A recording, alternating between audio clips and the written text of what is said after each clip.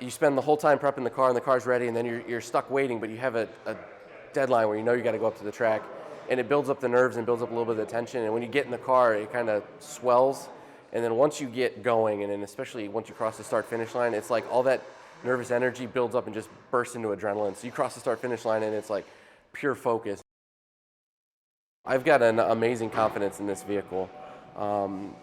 It's almost not fair because I spent the whole time developing the car. So I have tons of confidence in its abilities. The stability into corners, I can dive and attack corners so hard.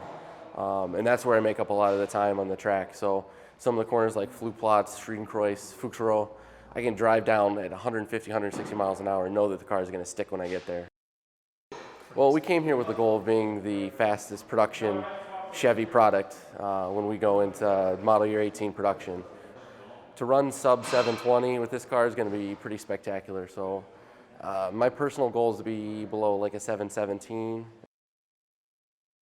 People ask us what the difference between the ZL1 and the ZL1 1LE is. Basically, we took what was great about the ZL1 with the 650 horsepower, 650 pound-feet of torque engine that we've got in this, and we took it to the limit from a track standpoint. So from an aero standpoint, it has dive planes, has an all-new front splitter, and a carbon fiber rear wing that's 110 millimeters off the deck lid and really gives us about 300 pounds of downforce at maximum speed.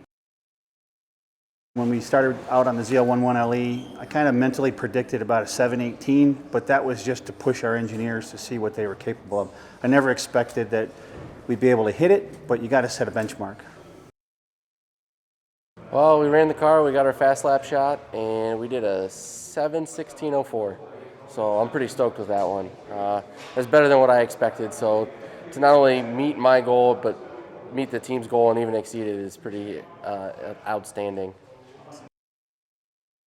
The Camaro ZL1 1LE is the most track-capable Camaro we've ever produced, and we've proven that in development. We've beat the snot out of this thing. We've taken it to tracks all over the world now, and there's no better track to take it to than the most challenging track in the world, the Nurburgring Nordschleife. So it doesn't get any better than that.